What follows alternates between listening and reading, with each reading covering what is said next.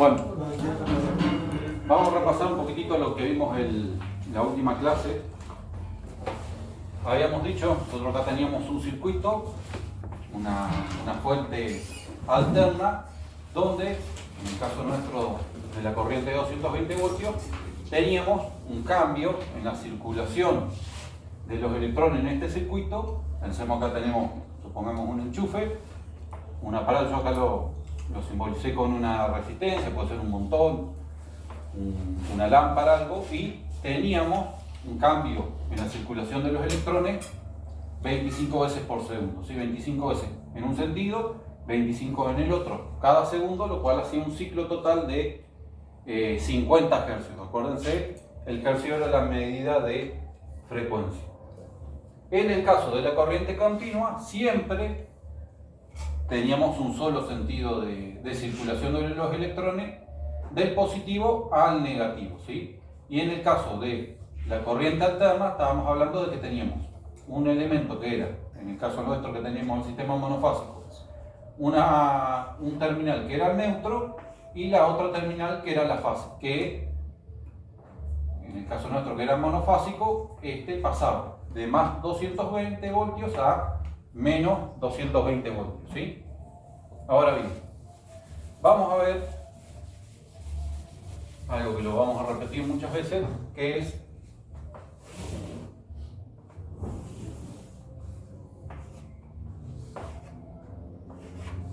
explicarlo, ¿sí? Aquí en la tabla, en el eje.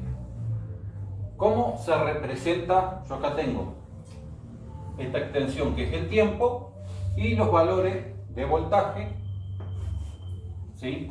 Los valores de voltaje positivos sobre el cero, esta línea es el cero, y negativos, ¿sí? Del voltaje. Y esto acá, que se extiende el tiempo.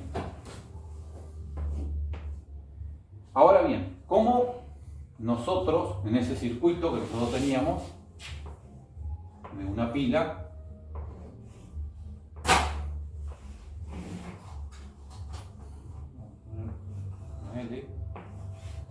para una lámpara, cómo representamos acá, en este circuito, la circulación de la corriente? ¿Cómo representamos en un punto cualquiera que tomemos, ¿sí? Supongamos que tomamos este punto acá, ¿cómo lo explicamos la corriente alterna en este eje? La forma es haciendo así. Puede ser que lo vean como una línea continua o con una línea de puntos, pero básicamente la representación es esta, ¿sí? Supongamos que yo acá tengo una pila 1,5 voltios, ¿sí? Entonces, en el tiempo, ¿sí? En el tiempo yo voy a tener siempre, en este punto que toma acá, puedo tomarlo acá, siempre voy a tener 1,5 voltios, ¿sí? Vamos a suponer que esta es una pila sola de las alcalinas.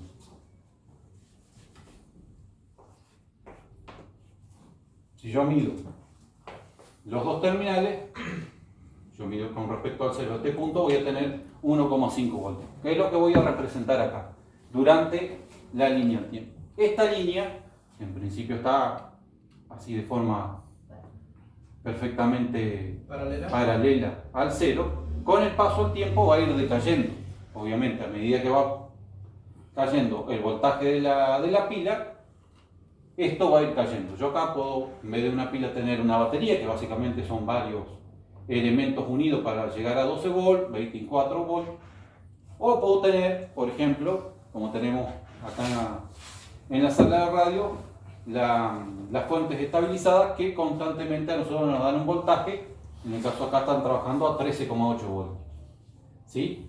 Pero esta línea se mantiene en el tiempo inalterada. Ahora bien, si yo en cambio este circuito, estamos hablando de un circuito donde tenemos de forma alterna la corriente, vamos a suponer que seguimos corriente alterna con 1,5 voltios, y yo tengo aquí los 1,5 voltios, lo que va a suceder es que cuando circule en el primer ciclo los electrones, para no hacerlo de 220, lo vamos a hacer 1,5 voltios, yo voy a tener, en teoría, un pico aquí de 1,5 voltios. Nosotros la generación de electricidad a nivel mundial van a ver que siempre se produce así. Esto se llama onda sinusoidal, ¿sí? Hay algunos aparatos, por ejemplo los transformadores, hay transformadores de 12 volts a 220 que son transistorizados, que básicamente lo que tienen es un oscilador en 50 ciclos y se amplifica muchas veces esa señal. No es tan así la onda. Generalmente van a ver en esos sistemas que la onda es como sirio. Trata de simular un círculo porque esto lo que copia es el efecto de la electricidad del campo magnético cuando genera corriente un generador, ¿sí? Cuando están alineados los campos, están en 0 voltios, y a medida que empiezan a girar, cuando pega, hace el primer cuarto de giro, ¿sí? Va subiendo el voltaje y luego comienza a bajar. En los sistemas estos que son para pasar de corriente continua a corriente alterna, simular este efecto así es muy difícil. Ahora hay sistemas más modernos que no hay problema, pero los primeros sistemas directamente pasaban. Yo tenía así, pasaban así, generaban este tiempo, no así como una onda suave, sino directamente una onda como cuadrada y generaban así. ¿Sí? Generaban así la corriente, muy cuadrada. Esto, en algunos aparatos electrónicos no pasaba nada. En algunos, como por ejemplo los motores, el motor eléctrico hace el efecto contrario del generador. Entonces, el motor eléctrico lo que necesita es que la corriente suba lentamente. Cuando en los primeros transformadores de 12 a 220 que funcionaban así, les llegaba un pico de golpe de 220 voltios y generalmente terminaban quemándose. Hoy por hoy es como que queda como un rizado acá.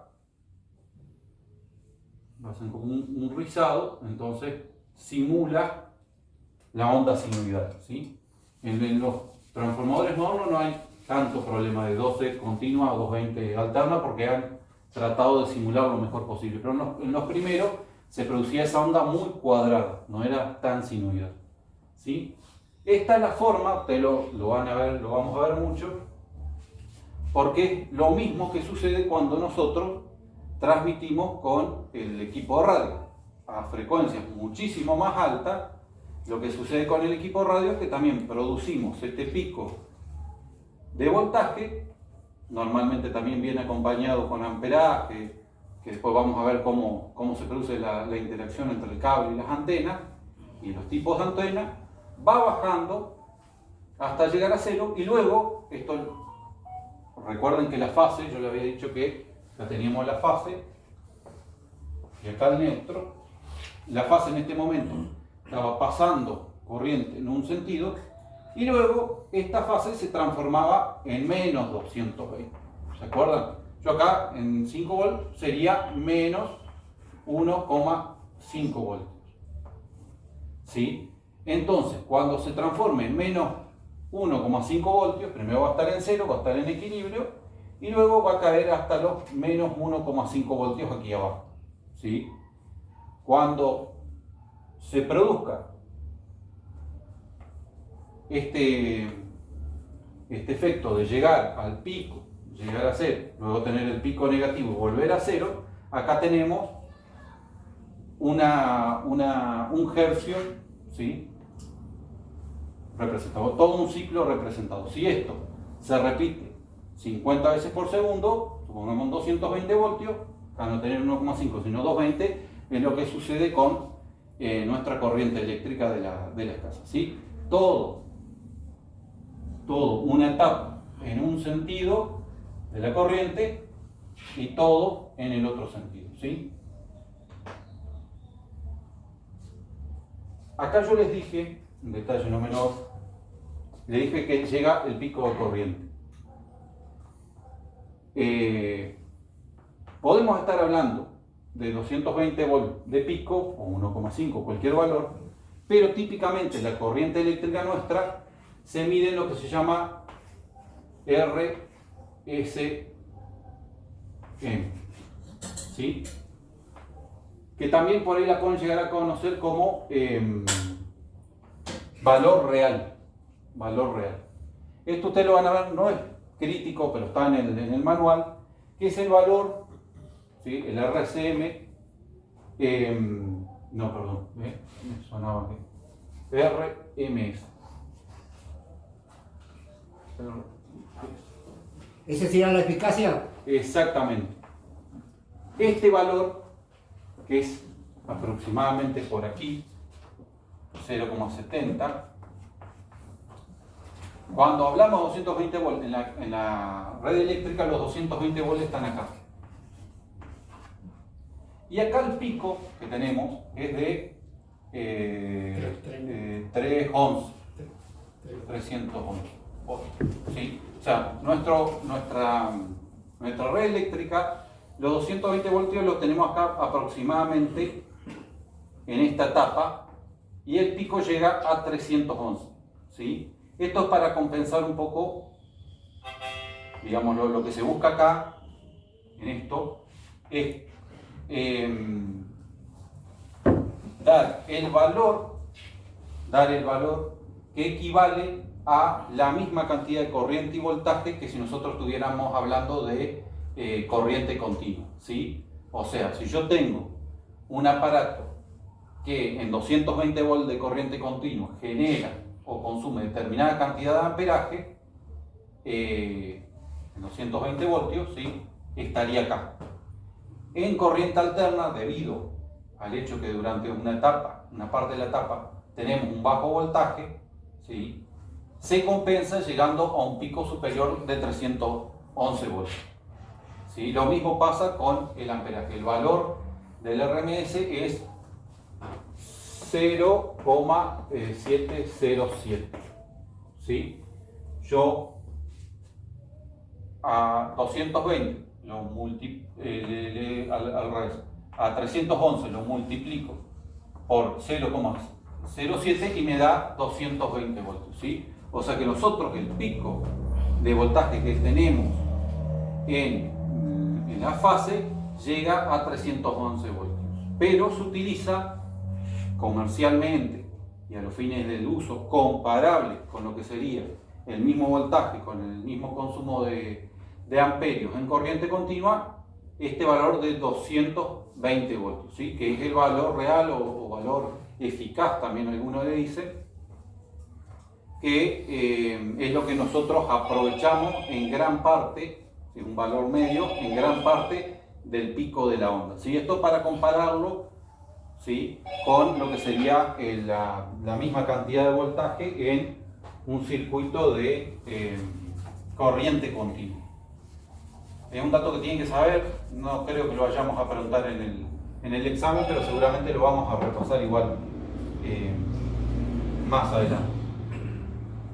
Yo la otra vez le comenté, esto lo vamos a ver igual más adelante, en el caso de la corriente trifásica, lo que sucede es que las otras fases arrancan acá. Yo les dije que están desfasadas 120 grados, ¿sí? Y hasta acá.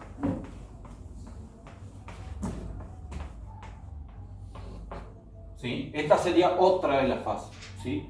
Yo cuando arranca acá una fase, otra de las fases arranca un poquito más tarde, ¿sí? Estoy ya un poquitito más acá.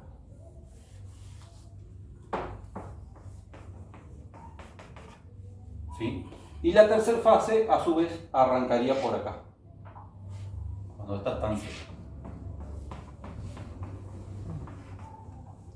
Esto, de que cada fase esté desfasado 120 grados, porque esto nosotros lo estamos representando en 2D, pero ustedes imagínense como los bobinados internos del motor. O sea, esto lo transforma en algo en 3D, y cada fase está, con respecto a cómo gira el rotor, 120 grados desfasado cada uno, ¿sí? 120 grados desfasado cada uno. ¿Qué logro esto? Que cuando yo tengo un aparato que trabaja en corriente trifásica, no necesito el neutro para completar el circuito. ¿Por qué? Porque hay dos formas de interconectar, por ejemplo, los bobinados motor trifásico.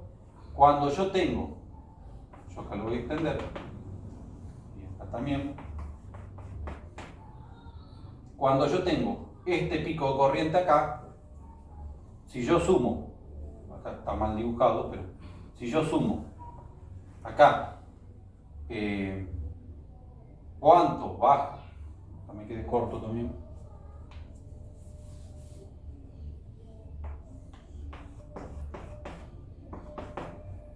Cuando yo tengo el pico acá, que sería 311 voltios, si yo veo cuánta corriente tengo acá y cuánto negativo acá de estas dos fases, voy a tener exactamente también 311 voltios, ¿sí? O sea, cuando yo, por ejemplo, en este caso, tenga las dos fases en un positivo, en el mismo punto, supongamos que acá estén en 200 voltios, yo acá esta fase, la tercera, que debería estar más acá, va a estar en este punto más acá. Esta acá punteada debería estar acá. Entonces, esta acá se deberían cruzar en la mitad, en realidad se deberían cruzar más acá, está mal dibujado, pero supongamos se cruzan acá. Yo la suma de esta fase y esta fase es lo mismo que la suma de la tercera fase que está acá. O sea, la suma de la 1 y la 2, que están, supongamos, a 110 voltios, me daría los menos 220 que tengo acá. ¿Se entiende? O sea, no necesito los motores, soldadoras, trifásicas y demás, el neutro, porque entre las tres fases siempre van a estar en equilibrio. Cuando, por ejemplo, una, como les mostraba acá, una está en el pico, entre las otras dos se reparten la corriente. Acá yo tengo el pico más 311 voltios, entre las otras dos fases se van a repartir la corriente y entre las dos van a sumar menos 311, ¿sí? Siempre van a estar en equilibrio. Entonces, como siempre hay dos formas de conexión, después lo vamos a ver, siempre la corriente va a estar fluyendo, los electrones van a estar fluyendo dentro del circuito de forma equilibrada, ¿sí? Porque cuando una o dos fases están en positivo, la otra fase va a estar en negativo y se va a producir la circulación interna de los electrones, ¿sí? Eso lo vamos a ver más adelante, pero como se lo había nombrado la otra vez, quería explicárselo por ahí. Más adelante vamos a traer algunas gráficas, algunos videos, y va a ser más fácil de entender que con mis dibujos. ¿Más o menos entendieron cómo viene la mano, digamos? Esto lo vamos a ver mucho de este gráfico acá, porque gran parte del trabajo, no tanto en electricidad, porque ya medio vamos terminando, pero después todo lo que tiene que ver con las ondas y las transmisiones, nos basamos básicamente en explicar esto. Yo traje, lo tengo acá,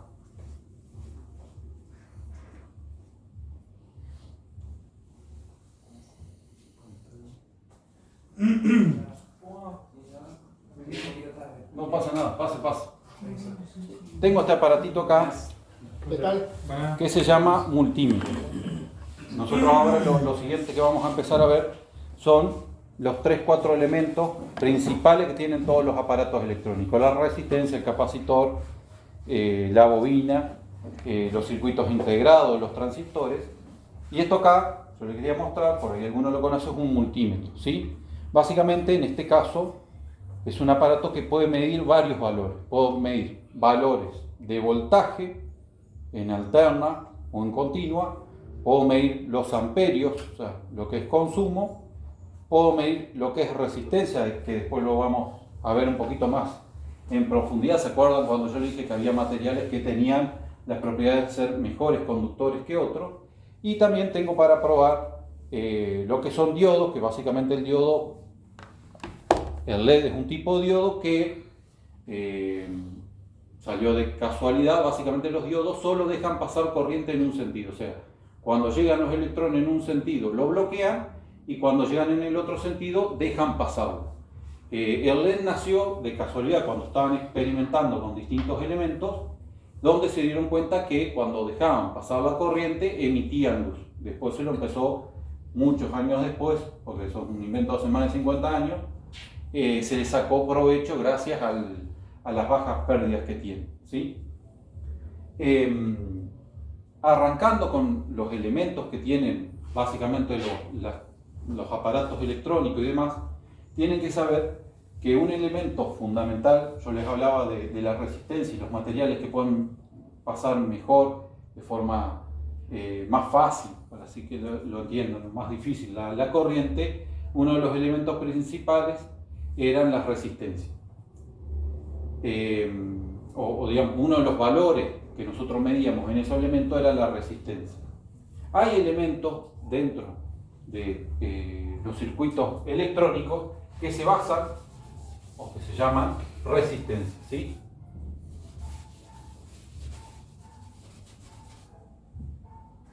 Que ustedes, después vamos a ver en las placas de los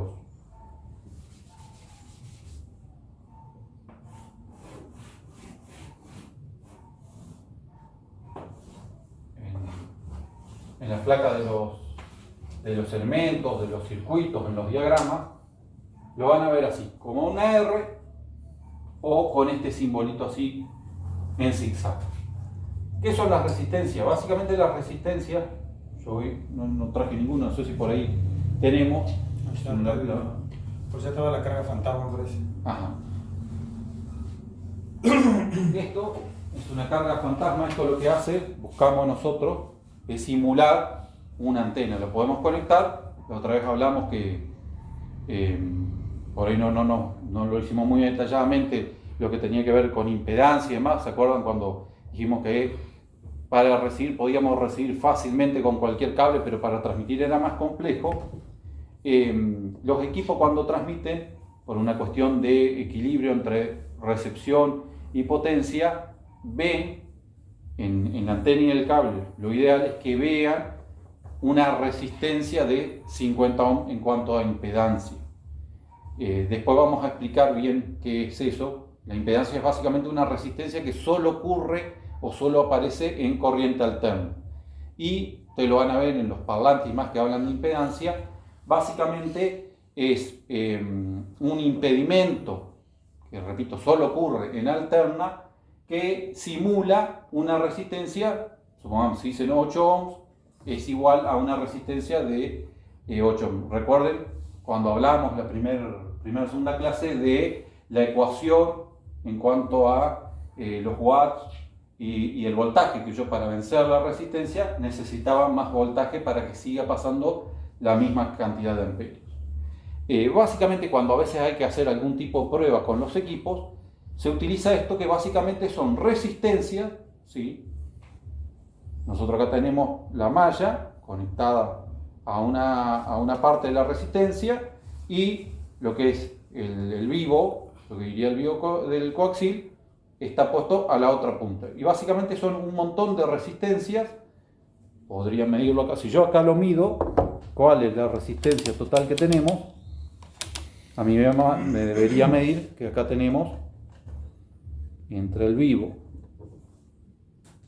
tenemos ahí 51 ohms. 51, ¿no tiene 50? 51.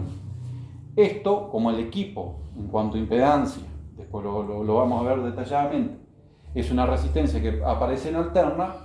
Cuando yo lo reemplazo por un elemento como este que disipa toda la corriente que sale del equipo en calor, básicamente esto lo que hace es transformar toda la corriente en calor, le hago creer al equipo que estoy trabajando con un cable coaxial y una antena totalmente equilibrada, ¿sí? Yo cuando trabajo equilibradamente con la antena y el cable, recuerden que toda la señal que tenemos disponible sale por la antena, ¿sí? Transmitimos toda la señal. Cuando hay algún tipo de desequilibrio, la señal vuelve, en un efecto, recuerden que volvía hacia atrás en un efecto como de onda, y eso se transformaba en calor en el transistor de salida y podía llegar a quemarlo.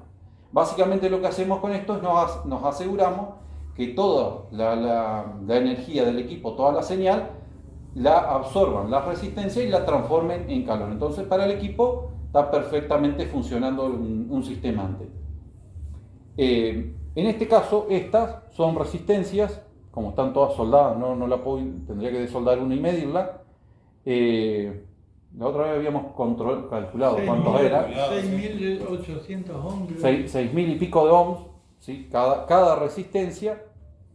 Y recuerden, básicamente la resistencia, para que ustedes entiendan, es una mezcla de metales y algunos elementos que no son metales, como cerámicos, que de acuerdo a qué cantidad de material conductor, cuanto más elemento material conductor, menos resistencia tiene. Cuanto menos material conductor, más resistencia tiene. Y después, la cantidad de material es la cantidad de watts que me acepta. Si yo quisiera poner, supongamos, en vez de 6.000 y pico de ohms, pongo una sola resistencia de esta, de 50 ohms, y le paso toda la señal del equipo, no va a alcanzar a disipar todo el calor y se va a terminar quemando, ¿sí? La resistencia de los calefones básicamente es eso, es un elemento que no conduce bien la electricidad y lo que produce es calor. Ahora bien, la otra vez vimos muy por arriba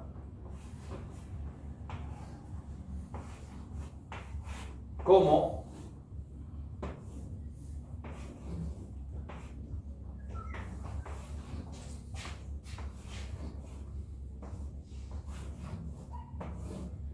era la cuestión de poner en serie o en paralelo los elementos. Nosotros dijimos que íbamos a esperar.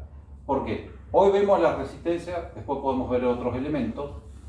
Si yo tengo, supongamos, 4 resistencias, que las medimos, recuerden que a mayor cantidad de resistencia, más voltaje para vencer la resistencia, y si yo mantengo el voltaje, lo que va a suceder es que si yo tengo 10 voltios y 10 amperios, la hago circular por resistencia, va a haber una caída de la cantidad de corriente, ¿sí?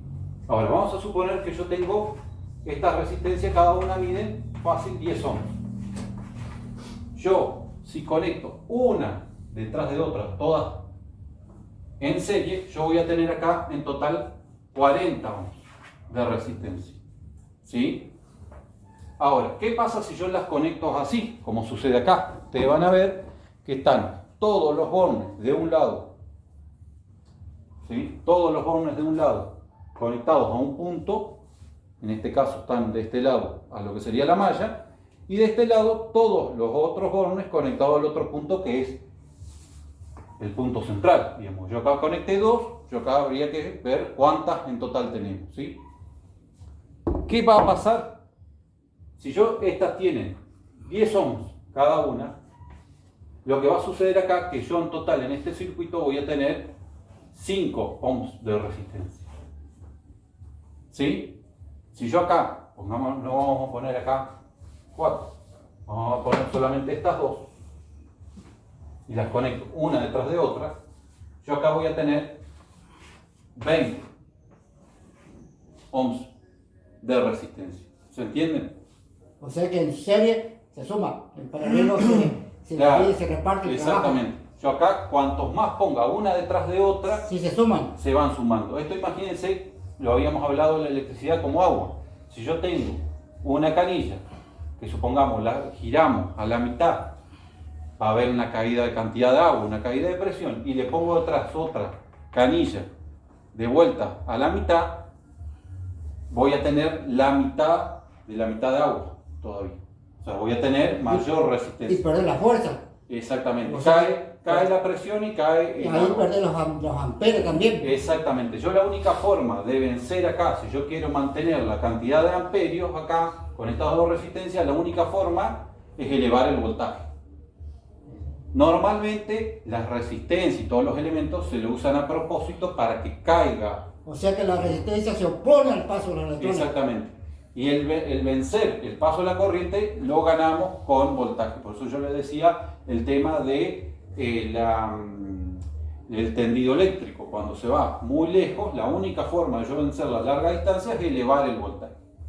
En cambio acá, yo en este caso tengo 2 pasos de 10 y cae a la mitad la resistencia. O sea, si supongamos, para que lo entiendan así, si acá pasaría, tengo una restricción que gira a la mitad la canilla de agua y pongo en paralelo otra canilla con la mitad, lo que va a suceder es que va a terminar habiendo una resistencia, pero que se va a repartir entre ¿Y los se dos. suman los vatios de la resistencia también?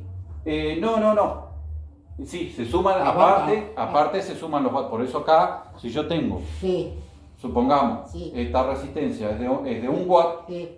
yo si acá supongamos hay 50, yo voy a tener, si cada una mide 1 watt, voy a tener 50 watts. Se reparten entre todas Sí, la entiendo. corriente. si En vos cambio lo- acá siempre va a ser, si esta es de 5 Sí. y acá le pongo de 1, O sea, si, acá va a trabajar, la que más va a trabajar va a ser la de 1. si vos no tenés una resistencia de 5 ohm, puedes hacer 2 en paralelo, hace 5 ohm si no tenés, Exactamente. 5 ohm, por decirlo así. Exactamente, Lo vos agarras podés 2 de buscar. 10, agarras 2 de 10, Sí, y hace 5 vas a duplicar la cantidad de Sí. watts. ¿sí? de vatio y de ohm. Exactamente, y vas a tener 5. En Sí. cambio, si necesitas una resistencia 20, pones 2 de 10, una detrás de otra. Pero pierden el vatio. Exacta. Sí. Ahora, esto así está pensado dentro de las plaquetas y demás para justamente funcionar así. Yo lo doy en el caso extremo de necesitar resistencia en la última etapa. Ahora, hay elementos, después vamos a ver los integrados, los circuitos integrados, los transistores, un montón de elementos que yo a veces tengo, no sé, en un aparato X 10 volt y tengo un montón de amperios disponibles, 4, 5, 10 amperios disponibles, pero ese elemento yo lo quiero estabilizar y regularizar porque 10 volt es muy bajo y necesito 9, o es un aparato que, por ejemplo, los LED, más allá, los LED típicamente tienen que trabajar en 3 voltios y tienen, dependiendo del tamaño, miliamperios que pueden pasar. En teoría, yo tengo que, con dar el voltaje que necesitan, se autorregula en general, se autorregula. Lo ideal siempre es, antes del LED, ponerle una resistencia que le limite la cantidad de amperios que tiene disponible, ¿sí? Para alargarle la vida útil. Entonces, en ese caso, una resistencia es necesaria. A veces no necesita. Esto acá son valores bajos, 5 ohm, 20 ohm, pero después nosotros vamos a ver que hay de 2000 ohms, de 20.000 ohms, de 50.000 ohms, ¿sí? Se utilizan valores muy altos de resistencia. ¿Por qué? Porque a veces se necesitan valores de 0,5 volt y milésimos de amperio. Entonces yo tengo disponible acá 10 voltios, supongamos, y tengo como, no sé, 5 amperios disponibles. Y yo necesito un aparatito que trabaja con 0,5 volt y necesita 0,060 miliamperios, ¿sí? Entonces, ¿qué va a pasar? Cuando el consumo es así tan básico, tan bajo, en vez de poner un transformador, ¿sí? Porque supongamos, nosotros no podemos trabajar con una resistencia para bajar los 220 voltios que tenemos disponibles a los 12 que necesita un equipo. Hacemos un transformador que después vamos a ver cómo funciona. Pero dentro del aparato, es más, se trabaja con 12 voltios en los equipos de radio porque las piezas internas necesitan tan pocos voltajes, generalmente andan entre 1,5 volt, medio volt aproximadamente, que sería loco hacer una reducción de tal tamaño de 220 al interior de la placa. Entonces, ¿qué se hace? Se lo alimenta con 12 voltios, lo que más necesita es la última etapa, que es la de salida, la de entregar potencia. Internamente se van trabajando todos con escalones de resistencia para ir bajando el voltaje y los amperios que necesita. Imagínense que un equipo de estos, cuando está funcionando en recepción, con la luz prendida, con la pantalla prendida, lo que más utiliza por ahí es el amplificador de audio, la cantidad de corriente no alcanza el amperio, consume medio amperio, 0,7 amperios aproximadamente, todo el equipo, prendiendo la pantalla y demás. Y aún así lo dejan 1 o 2 horas y van a sentir que calentó, o sea que hay piezas que están consumiendo corriente, porque el calor es corriente que se disipa. Entonces, imagínense que todo el interior, gran parte, después vamos a ver los 4 o 5 elementos principales, uno de los elementos primarios que aparecen es esto de la resistencia. Y por eso la otra vez le hablaba, porque después vamos a ver el capacitor, funciona exactamente al revés que esto, ¿sí? Pues vamos a ver que el capacitor, cuando lo ponemos uno detrás de otro, en vez de subir los valores, cae, y que cuando los ponemos uno al lado del otro, sube los valores, ¿sí? Pero ustedes tienen que saber, por eso lo explicaban la primera vez, lo que era conectar en paralelo y conectar en serie, porque después vamos a ver que depende qué elementos ponemos, cambia totalmente la situación, ¿sí?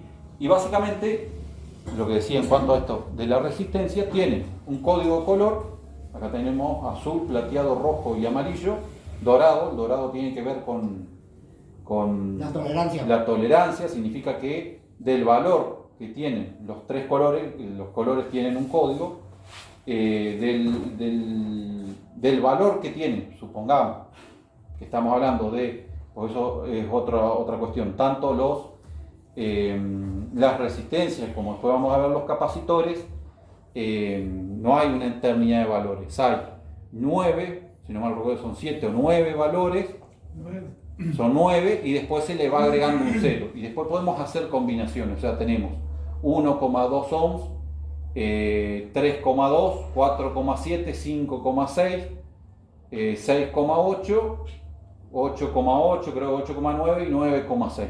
Esos son los valores de resistencia. Hasta el 10. Después de ahí se le agrega un 0. O sea, tenía 2,1, se va a 12,1 y así 1, 0, 2, 0, 3, 0, así. Y lo mismo pasa con los capacitores. Si necesito un valor intermedio, por ejemplo, yo necesito 9 ohms, tal vez tengo que juntar la de 5 con la de 2,3 y formar así o así el valor que necesito, ¿sí? Jugando con las combinaciones. Y este dorado que tiene al final, depende el color, en este caso el dorado significa que del valor que es, supongamos que estamos hablando de 5700 ohms, el dorado significa que hay una tolerancia de un 5%, o sea, de los 5700 puedo estar un 5% arriba o un 5% abajo como mucho. Hay resistencias que tienen un 10% de tolerancia, eso tiene que ver con la calidad de construcción cuando hacen el mezclado de los materiales internamente, básicamente. Y en algunos casos, esta no, pero uno lo busca por tamaño, a mayor tamaño, mayor cantidad de watts que pueden disipar, ¿sí? Si yo me dice que tengo 2 watts y le pongo 10, va a empezar primero a transformarse en calor, el calor va a hacer que tenga más resistencia, eso va a ser un efecto en cadena, mayor resistencia, más calor, más resistencia y se va a terminar quemando, va a terminar quebrándose primero por fuera y luego por dentro y se termina aislando porque lo pasé la cantidad de watts. Generalmente en un circuito interno estas deben ser por lo menos de 2 watts, esas resistencias, si no son de 4. Normalmente son de 1/4 watt, son muy pequeñas porque se trabajan siempre con corrientes muy pequeñas. Imagínense que un integrado pequeño para generar oscilaciones o demás andan en 0,025 amperios, por decirlo. O sea, son siempre una plaqueta más que nada. En recepción se trabajan con valores muy pequeños, en transmisión también hasta la etapa final. En la etapa final, un equipo que consume 20 amperios, 19 amperios y largo van a ser en la etapa de transmisión y el pedacito que faltan, 600 miliamperios, va a ser en amplificar el micrófono, en formar la etapa de AM y demás, ¿sí? El gran consumo se da en la etapa de transmisión. Y básicamente, le quería mostrar el multímetro, este le falta para medir capacitancia, puedo medir voltajes, ¿sí? O voltajes alternos, continuo, y también puedo medir continuidad. Cuando yo tengo, quiero saber si algo está conectado entre sí o no. En ese caso suena un zumbido y marca a veces también la resistencia. Así que bueno, esto para arrancar viendo lo que son etapas. Yo en la próxima clase voy a traer, vamos a ver otros elementos, capacitores, alguna cuestión más, y les voy a mostrar una placa de circuito impreso para que vean el tamaño y cómo se forman a veces los circuitos. Podemos llegar a medir algo y demás. No sé si más o menos se entendió esto, ¿sí? Cuando yo lo tengo, en el caso de la resistencia, una detrás de otra, la sumamos, y cuando los tengo en paralelo se van dividiendo, ¿sí? Por eso, por ejemplo, en el caso de los LED, ¿qué hacen en el caso de los LED?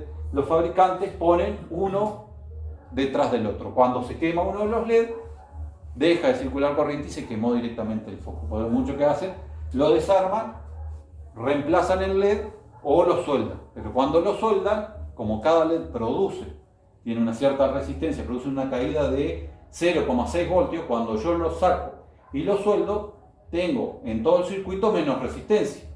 Va a trabajar cada LED un poquitito más de voltaje. Lo primero que pasa es que anda espectacular, ilumina más, pero acelera la etapa para que se queme el siguiente LED internamente.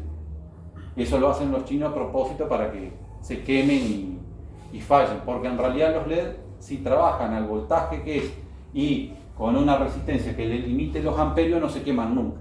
Lo que lo hacen hacer es trabajar en pulsaciones a 5 o 10 veces la cantidad de luz que pueden dar. O sea, estos focos, si los diseñáramos, si le cambiáramos la fuentecita que tienen y les ponemos el voltaje que es, iluminan la mitad o menos, pero no se quemarían nunca. Lo hacen así, pulsar a muy alta frecuencia para que se terminen quemando. Los hacen fatigarse, por eso se calientan tanto y un día se queman y los cambiamos. Pero si no, no deberían por qué quemarse. Así que bueno, por hoy este pedacito ya